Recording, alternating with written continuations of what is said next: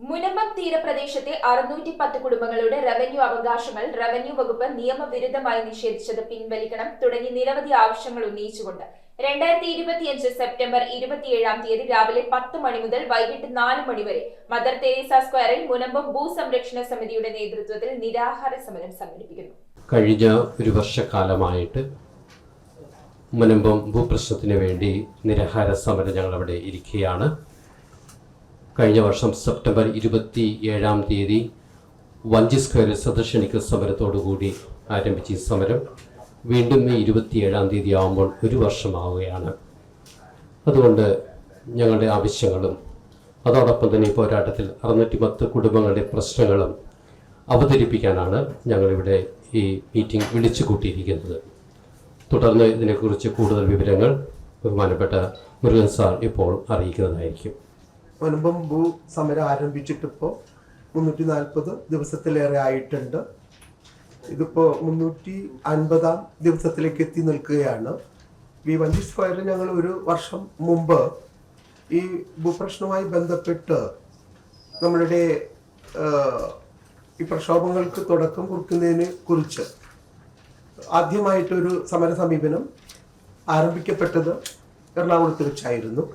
അതിൻ്റെ വാർഷികമാണ് ഇപ്പോൾ ഈ സെപ്റ്റംബർ 27 വരുന്നത്.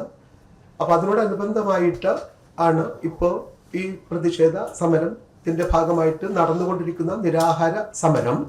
അന്നേ ദിവസം 350 പേരോളം പങ്കെടുക്കുന്നു എന്നുള്ളതാണ് അന്നത്തെ സമരത്തിൻ്റെ പ്രത്യേകത. നമ്മുടെ ആവശ്യമെന്ന് പറയുന്നത് മുനമ്പം തീരപ്രദേശത്ത് ഇപ്പോൾ 610 കുടുംബങ്ങളുടെ റവന്യൂ അവകാശങ്ങൾ റവന്യൂ വകുപ്പ് നിയമവിരുദ്ധമായി നിഷേധിച്ചത് പിൻവലിക്കണം. ഇതാണ് ഒന്നാമത്തെ കണ്ടീഷൻ എന്ന് പറയുന്നത്. രണ്ടാമത്തേത്, മുനമ്പം തീരപ്രദേശത്ത് ഭൂസ്വത്ത് വഖഫ് സ്വത്താണെന്ന് ഒരു കോടതിയും വിധിച്ചിട്ടില്ലെന്ന് ബഹുമാനപ്പെട്ട ഹൈക്കോടതിയിലെ ജസ്റ്റിസുമാരായ കെ വിജയകുമാറും അമിത് റാവലും 2025 ഏപ്രിൽ 11 പുറപ്പെടുവിച്ച വിധിയുടെ അടിസ്ഥാനത്തിൽ റവന്യൂ വകുപ്പ് നിഷേധിച്ച റവന്യൂ അവകാശങ്ങൾ പുനഃസ്ഥാപിക്കണം. മൂന്നാമത്തെ കണ്ടീഷൻ, ഒരു ഭൂസ്വത്ത് വഖഫ് രജിസ്റ്ററിൽ ഉൾപ്പെടുത്തുന്നതിന് പാലിക്കേണ്ട നിയമ നടപടികൾ. നൂറ്റാണ്ടുകളായി കടൽ തീരത്ത് താമസിക്കുന്ന മത്സ്യത്തൊഴിലാളി കുടുംബങ്ങളുടെ ഭൂമി വഖഫ് രജിസ്റ്ററിൽ ഉൾപ്പെടുത്തുമ്പോൾ പാലിക്കപ്പെട്ടിട്ടില്ല. നാലാമത്തെ പ്രശ്നം, താമസക്കാർക്ക് നോട്ടീസ് നൽകാതെയും വഖഫ് ബോർഡിൽ ഹിയറിംഗിന് വിളിപ്പിക്കാതെയും താമസ സ്ഥലത്ത് സർവേ നടത്താതെയും വഖഫ് രജിസ്റ്ററിൽ ഉൾപ്പെടുത്തേണ്ട സ്ഥലം ഗസറ്റിൽ പ്രസിദ്ധീകരിക്കാതെയും തികച്ചും നിയമവിരുദ്ധമായിട്ട് വഖഫ് രജിസ്റ്ററിൽ ഉൾപ്പെടുത്തിയത് അടിയന്തരമായിട്ട് പിൻവലിക്കണം.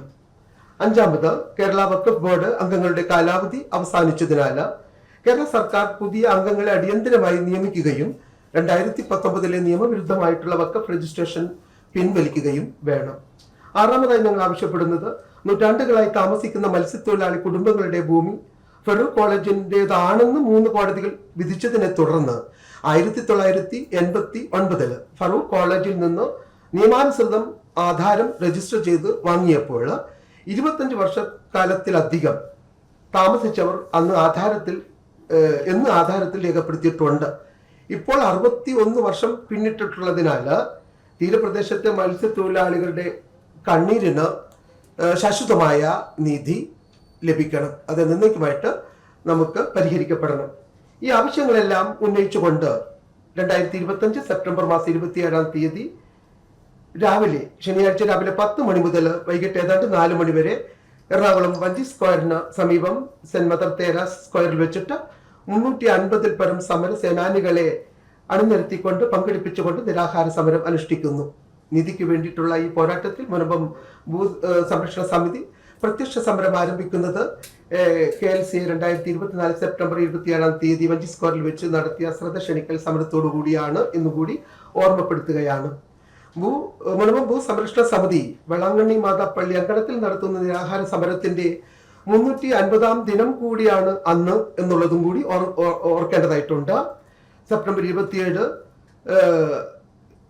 ശനിയാഴ്ച രാവിലെ നിരാഹാര സമരം ഉദ്ഘാടനം ചെയ്യുന്നത് അഭിമന്യ വരാപ്പുഴ അതിരൂപത ആർച്ച് ബിഷപ്പ് ഡോക്ടർ ജോസഫ് കളത്തിപ്പറമ്പിലാണ്. അതോടൊപ്പം തന്നെ അതിനകത്ത് മുഖ്യ പ്രഭാഷണം നടത്തുവാനായിട്ട് SNDPയുടെ യോഗം legal adviser Rajan Babu sir ഉണ്ടായിരിക്കും.